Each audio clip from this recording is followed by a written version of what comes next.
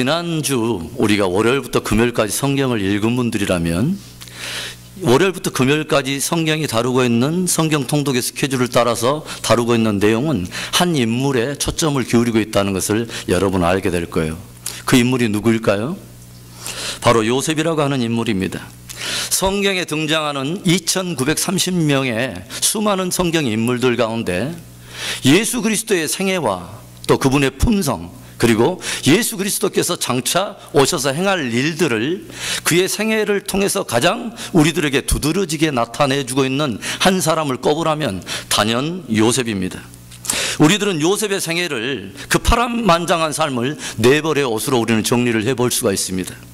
요셉이 살았던 그 파란만장한 삶을 네 벌의 옷으로 우리가 정리를 해본다면 요셉이 입었던 첫 번째 옷은 채색 옷이라고 말할 수 있습니다.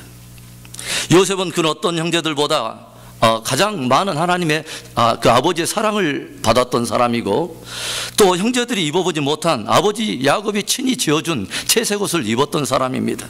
아버지의 깊은 사랑을 받은 아들이고 다른 형제들과 비교할 수 없는 영광을 누려본 그런 사람입니다.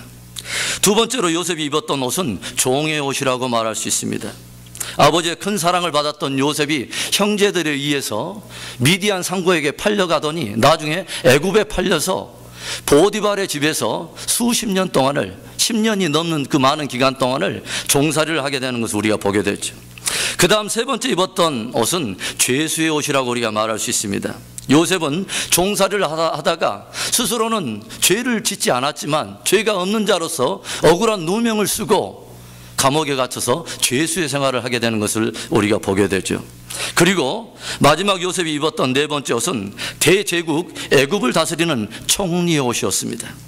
때가 이르렀을 때 요셉은 종의 옷 그리고 죄수의 옷을 다 벗어버리고 마침내 총리가 되어서 당대 수많은 사람들을 다스리는 대제국 애굽의 총리로서 모든 열국과 모든 사람들을 다스렸던 것을 우리가 보게 되는 거죠. 제가 여러분들에게 이렇게 요셉의 생애를 네 벌의 옷에 관해서 이렇게 정리를 해드렸는데, 여러분들이 이 네 벌의 옷을 이렇게 조용히 생각하면서 어떤 생각나는 분이 없습니까?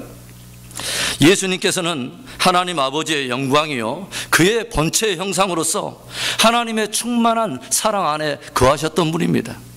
그런데 하나님 아버지께서 장차 이루기를 원하시는 그 하나님 아버지의 꿈을 위해 자신의 입었던 독생자의 영광을 다 벗어버리고 이 땅에 오셔서 낮은 종의 삶을 사셨던 것을 우리는 알게 되죠.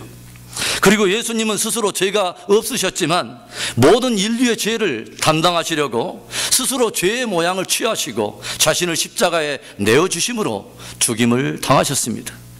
그러나 주님은 사흘 만에 모든 사망과 음부의 모든 권세를 이기시고 생명으로 부활하셔서 승천하심으로 이제는 하늘과 땅에 모든 권세를 주시고 모든 나라와 민족, 열방과 족속을 다스리는 만왕의 왕, 만주의 주가 되셨습니다.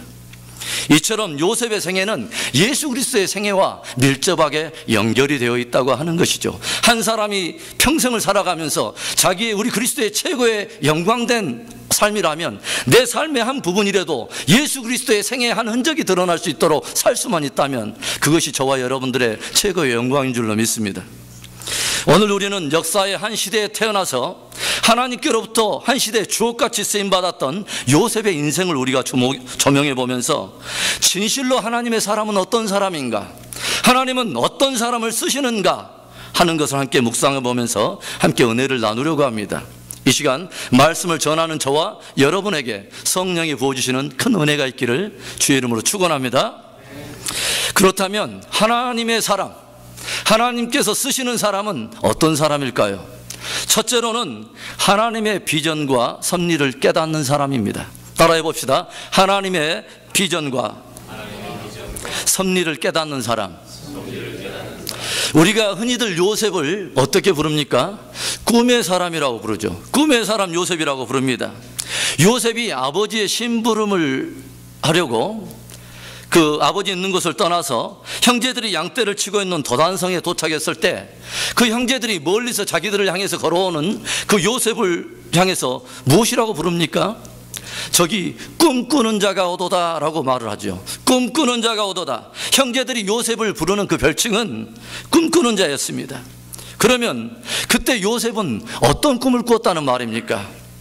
요셉이 17살 되던 해에 어느 날 밤에 요셉이 한 꿈을 꾸죠. 그게 무엇이냐면 형제들과 함께 들녘에서 볕단을 묶고 있는데 11개의 볕단이 자기에게 절을 하는 꿈을 꾸죠. 그리고 또 며칠이 지나서 하나의 꿈을 꾸는데 그것은 해와 달과 11별이 자기에게 절을 하는 이런 놀라운 꿈을 꿉니다. 분명히 이것은 하나님께서 요셉 한 개인을 통해서 이루기를 원하는 지극히 한 사람이 붙들 수 있는 개인적인 비전이기도 하면서 이것은 하나님께서 또 요셉이라고 하는 한 인물을 통해서 장차 이 땅에 임할 많은 기근이라고 하는, 그리고 여러 재앙 속에서 그때 당대의 사람들을 구원하고 요셉의 형제들과 아비인 야곱을 구원하기 위한 하나님의 뜻이 담겨있는 비전이었을 뿐만 아니라 한 걸음 더 나아간다면 이것은 장차 예수 그리스도께서 이 땅에 오셔서 그분이 취하실 영광과 함께 연결이 되어 있는 바로 하나님의 꿈이었다고 하는 것입니다. 하나님은요, 시대마다 사람들을 당신이 이루실 그 비전에 초대하시고 당신이 이루기를 원하는 역사에 초대하십니다. 그래서 우리가 진정 하나님의 사람이 되고 하나님께 쓰임받기를 저와 여러분이 정말 원한다면 먼저는 하나님의 꿈, 하나님의 꿈을 이해하고 하나님의 비전에 붙들려야 하는 것입니다. 하나님의 비전에 믿음으로 우리가 반응할 때 우리는 하나님의 큰 구속의 역사 속에 우리는 들어갈 수 있게 되는 것입니다. 그런데 우리가 오늘 성경을 보면 요셉이 자신이 가졌던 꿈, 자신이 꾸었던 이 놀라운 꿈을 형제들에게 알리기 시작하고 그 비전을 향해서 내가 믿음으로 반응하기 시작하면서 요셉에게 찾아온 것은 큰 영광이 아니었다는 것이죠. 오히려 요셉의 삶에는 어려운 일과 고난이 찾아오기 시작합니다. 형제들로부터 심한 시기와 질투를 받게 되고 이해할 수 없는 시련의 역사 속에 던져지는 것을 우리는 성경을 통해서 알게 되는 거죠. 37장 18절과 19절의 말씀을 봅니다. 요셉이 그들에게 가까이 오기 전에 그들이 요셉을 멀리서 보고 죽이기를 꾀하여 서로 이르되 꿈꾸는 자가 오는도다 하고 기록이 되었습니다. 요셉에 대한 시기와 극한 질투에 사로잡힌 형제들이 결국은 요셉을 죽이려고 서로 모의하더니 그를 구덩이에다 쳐놓고 나중에는 구덩이에서 빼어서 미디안 상고들에게 은 20냥을 받고 팔아 넘겨버린 것입니다. 그리고 요셉은 물설고 낯설은 타국 애굽에서 무려 12여 년간을 종살이를 하게 되고 나중에는 억울한 누명을 쓰고 감옥에까지 갇히는 그런 치욕스러운 삶을 경험하게 되죠. 영광스러운 꿈을 꿨습니다. 그리고 참으로 놀라운 비전을 가졌어요. 그러나 요셉에게 찾아온 것은 가까운 형제들로부터의 시기부터 시작해서 이해할 수 없는 고난과 시련 속에 던져졌다고 하는 거예요. 이런 일련의 사건들이 저와 여러분들에게 도전하는 메시지가 무엇입니까? 모든 사람이 꿈을 꾸지만 꿈을 꾼다고 그 꿈을 다 이루는 것은 아니라는 것을 말해주는 거예요. 모든 사람이 하나님의 비전의 초대를 받고 하나님이 이루기를 원하는 역사의 초대는 받지만 모든 사람이 그 비전에 쓰임받는 것은 아니더라는 거예요. 요셉의 인생을 통해서 우리에게 주시는 아주 중요한 교훈은 꿈은 꾸는 자의 것이 아니라 대가를 지불하는 자의 것이라는 것이죠. 비전을 가졌다고 다 이루는 것이 아니라 그 비전을 위해서 기꺼이 고난과 역경의 대가를 지불하는 자가 그 비전을 이룰 수 있다고 하는 것이 요셉을 통해서 주시는 귀한 교훈인 것입니다.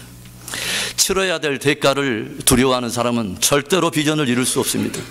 치러야 될 그 대가를 지불하지 않는 사람은 하나님께 쓰임받을 수 없습니다. 그것이 진정한 그 비전을 가진 자와 하룻밤에 꿈만 꾸고 있는 몽상가가 다른 차이인 것입니다.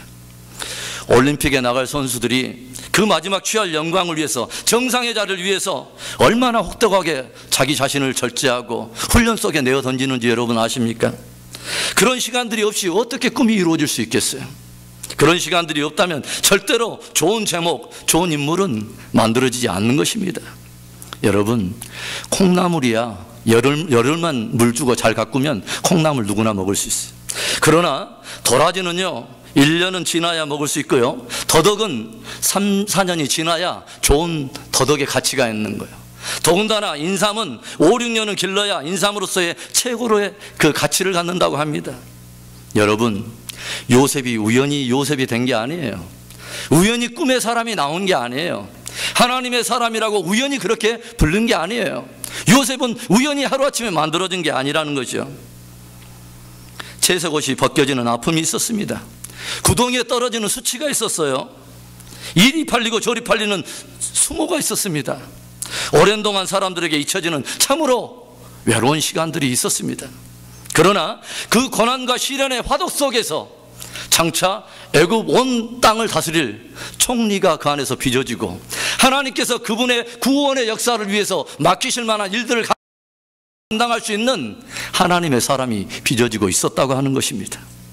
여러분 안에 참으로 하나님께로부터 받은 귀한 비전이 있는데 누가 지지해 주지 않습니까? 한 번쯤 사람의 칭찬과 인정을 한번 뛰어넘어 보세요. 영광스러운 비전을 가지고 믿음의 길을 오늘 유유히 걷고 있는데 여러분의 삶 속에는 이해할 수 없는 모순된 많은 어려운 상황이 터지고 절망스러운 그런 사건들, 환경이 여러분들한테 펼쳐집니까? 여러분, 막힌 굴을 우리가 가는 것이 아니라 주 예수 그리스도의 섭리 안에서 뚫린 터널의 길을 가고 있음을 알면서 기꺼이 한 번쯤 마지막에 나타날 영광과 정상을 위해서 그 고난을 한번 뛰어넘어 보시기를 바랍니다. 모세가 하나님의 사람으로 쓰임받기 위해서 모세는 40년의 연단 속에 들어가지 않습니까? 다윗이 사무엘로부터 기름 부음을 받았지만 곧바로 왕의 자리에 오르는 것이 아니라 하나님의 손에 붙들려서 무엇에 넘기운 바 됩니까? 그 사울의 시기와 질투 속에서 숱한 광야의 생활 속에 던져지고 인고의 세월을 감당해내지 않습니까? 요셉이 총리가 되어서 자신의 인생을 돌아보면서 고백했던 말이 있어요. 45장 5절의 말씀을 우리 한 목소리로 읽어보겠습니다. 당신들이 나를 이곳에 팔았으므로 근심하지 마소서, 한탄하지 마소서. 하나님이 생명을 구원하시려고 나를 당신들 앞서 보내셨나이다. 하나님이 나를 당신들 앞서 보내셨나이다. 놀라운 고백이에요. Here and now, 내가 지금 바로 이곳에 있는 이유는 당신들이 나를 팔았기 때문에 내가 이곳에 있는 것이 아니에요. 환경 때문에 내가 이곳에 있는 것이 아니에요. 하나님께서 이루실 구원의 섭리 속에서, 그분의 섬세한 섭리 속에서 내가 오늘 이곳까지 오게 되었다고 하는 인도의 과정 속에 있는 모든 숱한 고난과 연단과 시련들을 섭리 안에서 해석해내면서 하나님 앞에 신앙을 고백하고 있는 놀라운 요셉의 모습을 우리는 보게 되는 것이죠. 요셉이 총리가 된 후에 인생을 돌아다 보니까 인생의 여정 속에 허락된 고난이 자신의 오늘을 있게 했다고 하는 것이죠. 이것이 사람의 역사로 보이지만 사람의 역사가 아니라 요셉에게는 어떤 눈이냐면 이 모든 것을 처음부터 끝까지 주관하시는 하나님께서 내 인생을 주관하고 있다고 하는 하나님의 섭리 속에 움직이고 있는 내 인생의 패러다임을 읽어내고 있다고 하는 것입니다. 과정 안에 모순처럼 보이는 모든 고난과 어려움들이 결국 나로 하여금 오늘 애굽의 총리의 자리에 있게 했다고 하는 놀라운 고백인 것입니다. 여러분, 요셉이 만일에 형제들에게 팔려가지 않았다면 애굽에 올 일이 없습니다. 애굽의 보디발의 집에서 종살이를 할 이유가 없어요. 그리고 애굽의 보디발의 그 집에서 종살이를 경험하지 않았다면 그가 누명을 쓰고 또 바로의 그 궁중 감옥에 들어갈 일이 없습니다. 그가 궁중 감옥에서 다른 사람들에게 잊혀진 바 된 외로운 시간들을 보내지 않았다면 거기에서 애굽의 그 바로에게 술 따르는 그 관원장의 꿈을 해석할 어떤 그런 일이 없잖아요. 그리고 술 관원장의 꿈을 해석할 그런 기회를 얻지 못했다면 결국은 바로 앞에 갈 일도 없고 바로의 꿈을 해석할 그런 기회조차도 없었을 것입니다. 바로의 꿈을 해석해내지 못했다면 오늘의 요셉은 있을 수 없는 거예요. 오늘의 총리가 된 요셉의 모습은 우리가 발견할 수 없는 거예요. 그리고 총리가 되지 않았다면 하나님께서 그를 통해서 그렇게 이루기를 원했던 당대 기근과 재난을 만난 그 아버지와 자기의 잃어버린 형제들을 구속해내고 하나님께서 또 구원해내기를 원하는 애굽 산하의 모든 사람들을 구원해낼 수 있는 하나님의 놀라운 계획 속에 그가 쓰임받을 수 없었다고 하는 것이죠. 그 고난의 섭리가 없었다면 하나님의 사람으로서 결코 쓰임받을 수 없었다는 것이죠. 요셉은 자신이 경험했던 모순같이 보이는 모든 삶의 순간들이 하나님의 크신 인도와 섭리 안에 있다고 하는 것을 깨닫고 그 섭리를 우리에게 지금 고백하고 있는 것입니다.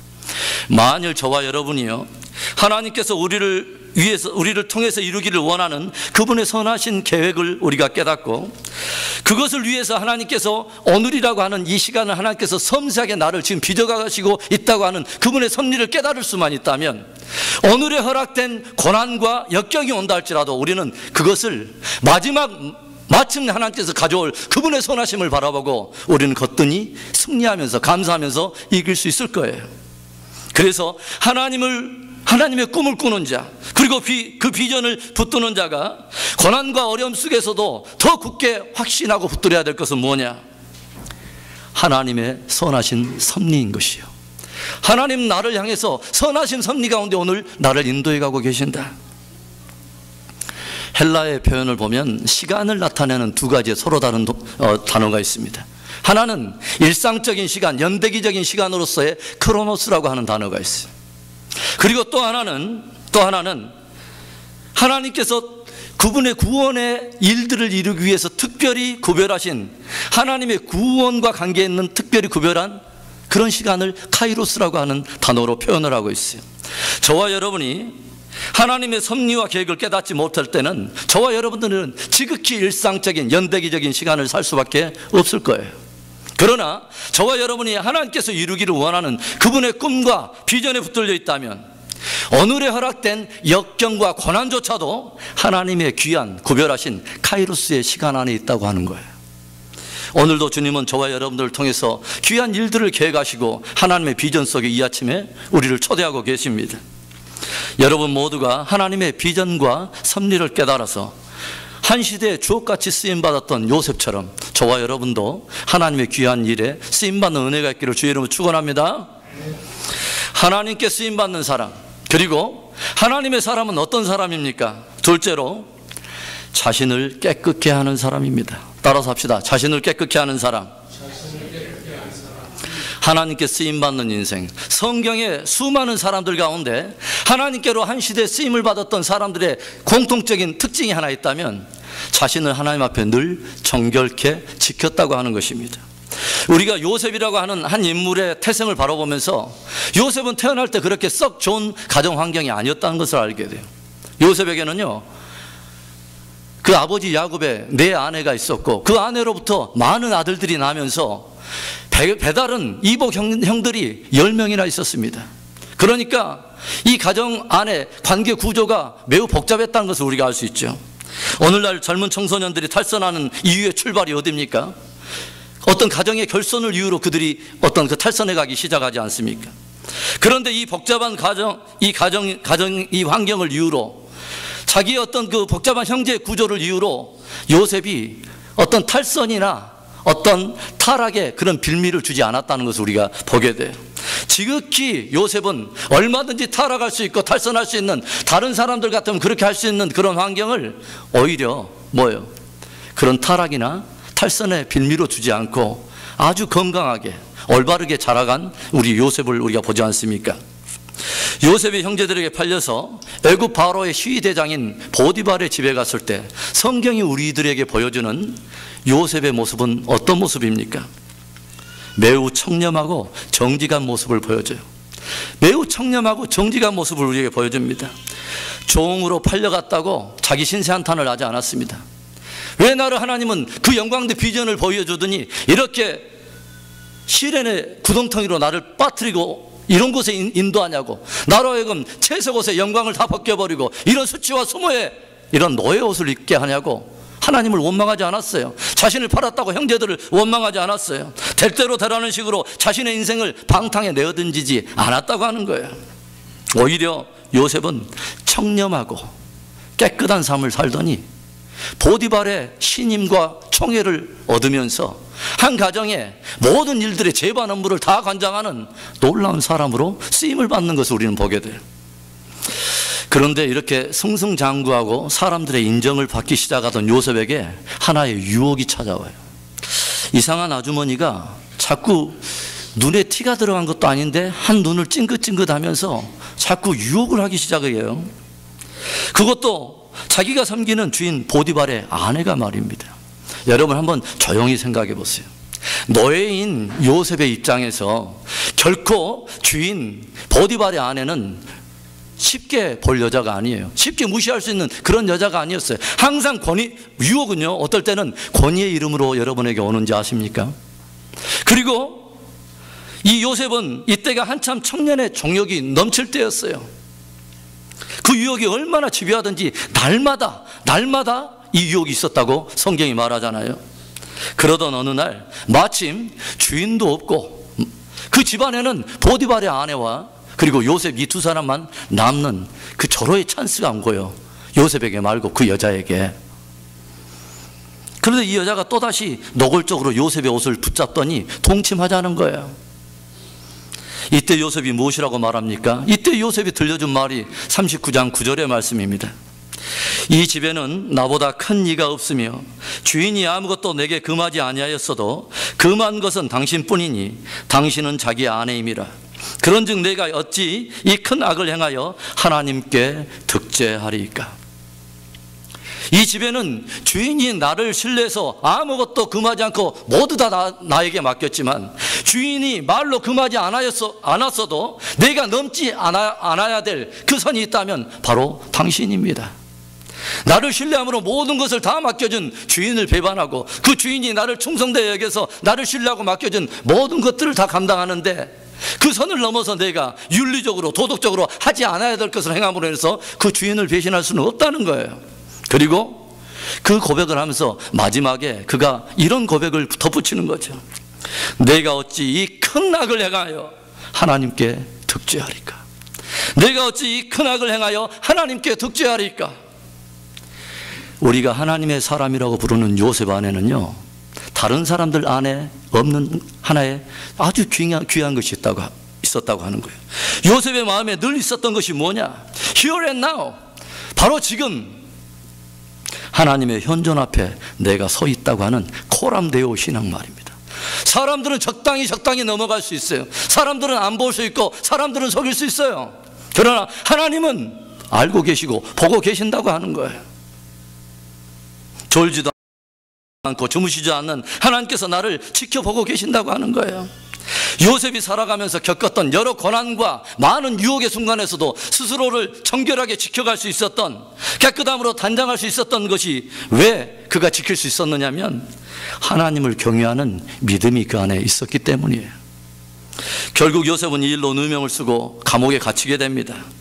그러나 그는 감옥에 갇힐지라도 자신을 하나님 앞에 정결케 지키는 것과 일시적인 성공이나 유혹을 결코 바꾸지 않았다는 것이죠. 성공을 미끼로 찾아오는 정욕의 유혹과 자신을 하나님 앞에 정결케 지키는 이 삶을 결코 바꾸지 않았다는 거예요. 먼 타국에서 형제들에 의해서 억울하게 팔려와서 한 집에서 종살이를 12여 년 동안 하다가 이제는 감옥에 갇히게 된 이 요셉의 생애를 조용히 생각해 보세요. 다른 사람 같으면 이쯤 되면요, 꿈이고 비전이고 다 때려치고 닥치는 대로 하나님을 원망하면서 살고 싶은 그런 상황이 충분히 되었다고 하는 거예요. 그런데 여기서 우리는 요셉의 충성됨, 요셉의 성실함, 요셉의 깨끗한 삶을 또 한 번 그 삶이 빛을 발하는 것을 우리는 보게 돼요. 보디발의 아내의 일로 누명을 쓰게 되고 환경은 더욱더 악해져요. 상황은 더욱더 나쁜 방향으로 진행되는 것 같아요. 그런데 요셉이 감옥에 갇혀서 그가 감옥에서 어떻게 생활하고 있는가를 성경이 보여주고 있는 또 한 구절이 있습니다. 39장 21절 이하에 23절까지 제가 이 말씀을 읽어보겠습니다.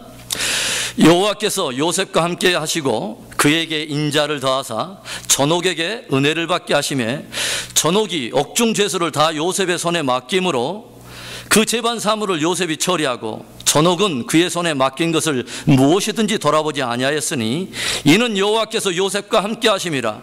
여호와께서 그의 범사에 형통케 하셨더라. 누명을 쓰고 옥에 갇혔지만 여전히 감옥에서도 요셉의 태도는 흔들리지 않습니다. 예전에 노예로 끌려와서 보디발의 집에서 그 주인의 신뢰와 촉망을 얻고 재반 업무를 다 관장했던 요셉의 성실함은 다시 감옥이라고 하는 더 어두운 상황 속에서 흔들리는 법이 없습니다.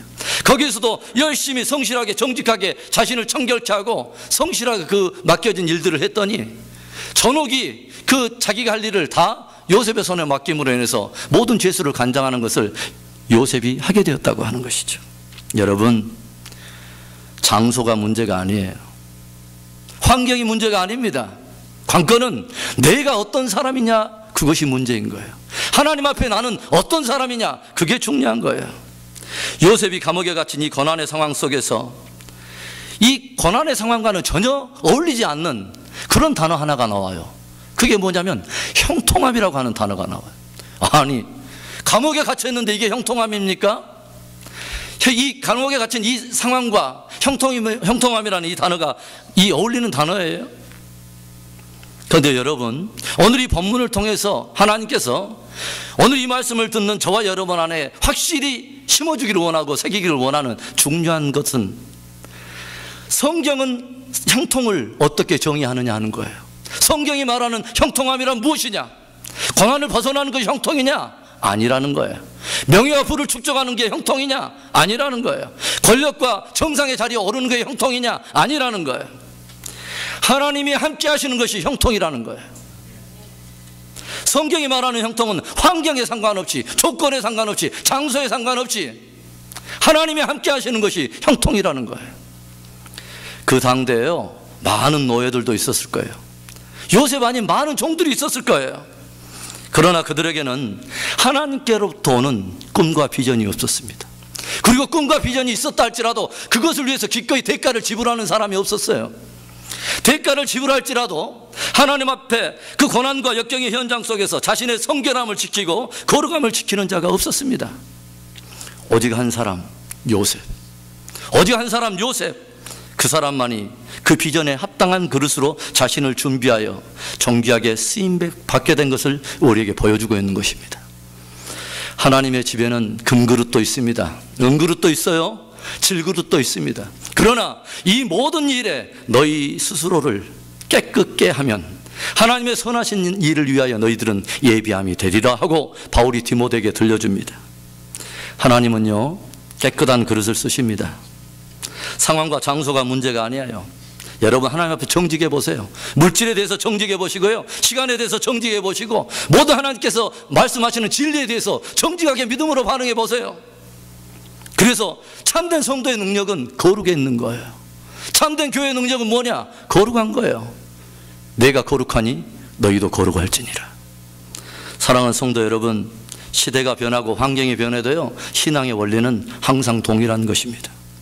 항상 하나님의 임재 앞에 자신을 정결케 지킴으로 하나님 앞에서 정귀하게 쓰임받는 저와 여러분 될 수 있기를 주의 이름으로 축원합니다. 하나님께 쓰임받는 사람, 진실로 하나님의 사람은 어떤 사람입니까? 마지막 세 번째로 하나님의 영광을 구하는 사람이에요. 따라서 합시다. 하나님의 영광을 구하는 사람.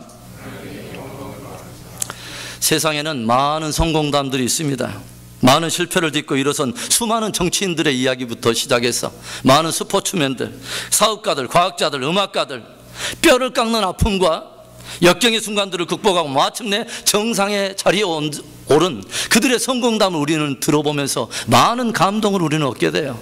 그런데 저는 그런 생각을 해보았습니다. 진정한 성공은 성공한 이후에 그 사람의 삶을 통해서 우리는 비로소 알게 된다고 하는 것입니다. 정상에 올랐다고 하는 게 성공이냐? 그런 영광을 차지했다고 하는 것이 성공이냐? 성경은 그렇지 않다는 거예요.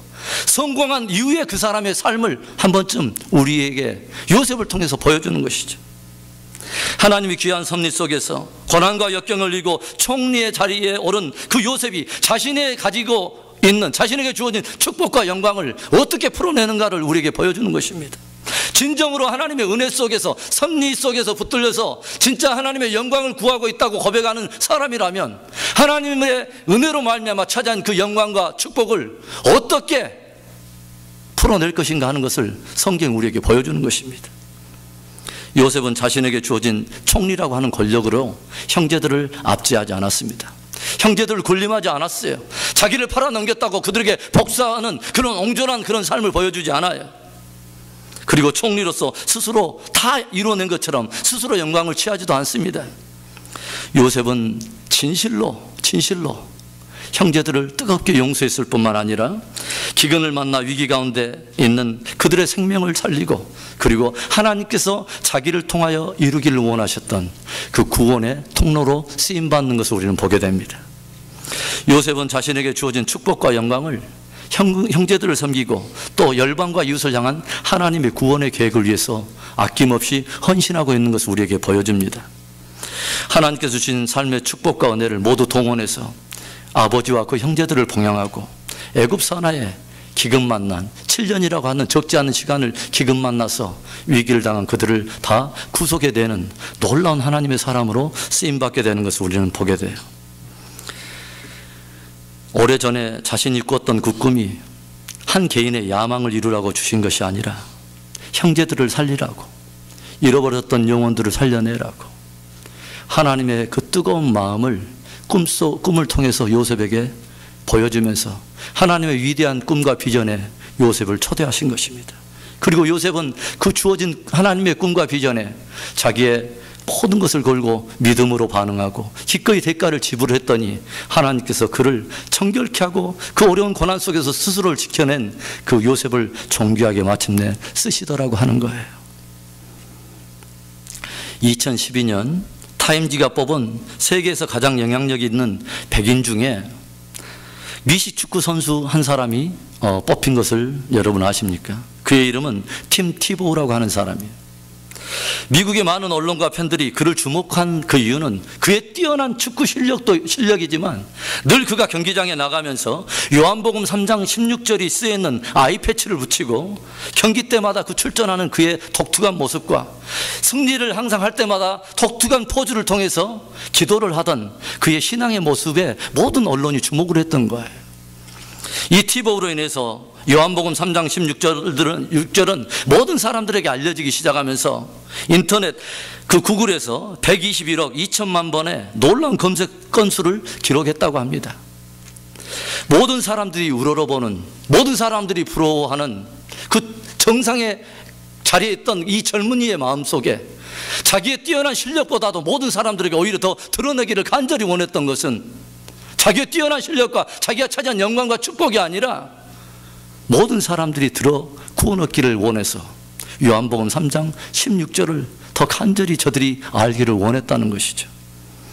자신에게 주어진 은혜와 축복을 하나님의 비전과 연결해서 그 비전에 드릴 줄 아는 사람을 우리들은 하나님의 사람이라고 부릅니다. 사랑하는 성도 여러분, 성경에는 묵시가 없으면 백성이 방자히 군다는 말이 있습니다. 하나님께서 나를 통해서 이루기를 원하는 그분의 비전을 발견하지 못하면 우리는 크로노스의 시간을 살면서 하나님의 목적과는 전혀 상관없는 그런 삶을 살 수밖에 없다는 것이죠. 오늘도 무수한 인생들이 이 세상에 왔다가 나를 부르시는 하나님의 뜻을 알지 못한 채 많은 시간을 허비하다가 무의미하게 생을 마쳐갑니다. 이 세상에 가장 행복한 사람이 있다면, 정말 행복한 신앙이 있다면 한 시대에 하나님께 붙들려서 그분 앞에 존귀하게 쓰임을 받다가 그분 앞에 영광스럽게 서는 사람입니다. 진실로 하나님께 쓰임받는 사람이 어떤 사람입니까? 하나님의 비전과 섭리에 붙들린 사람입니다. 진정으로 하나님의 사람이 어떤 사람입니까?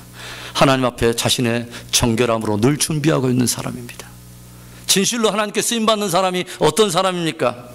정말 마음속 깊은 곳에서 하나님의 영광을 구하는 사람입니다.